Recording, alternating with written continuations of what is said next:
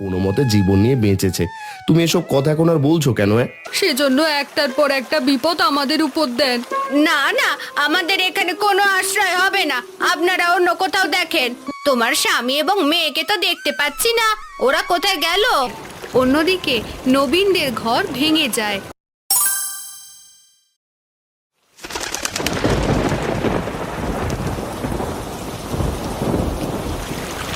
প্রচণ্ড বন্যায় গোপালদের ঘর ভেসে গেছে। তারা কোনো মতে একটা ভেলায় আশ্রয় নিয়েছে। চোখের সামনে ঘরটা একদম বন্যার পানিতে ভেসে গেল। আমাদের কপালটাই খারাপ।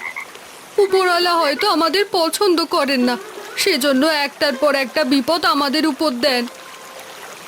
এমনিতেই অভাবের মধ্যে দিয়ে যাচ্ছিলাম, তার উপরে এত বড় বিপদ। বাবা, এখন আমরা কি করব? কোথায় থাকবো? তুই কোনো চিন্তা করিস না মা, আমরা তোর কাকার বাড়ির দিকে যাচ্ছি। নবীন কাকার বাড়ির দিকে বাবা? হ্যাঁ, তোর নবীন কাকার ওখানে গিয়ে আশ্রয় নেব।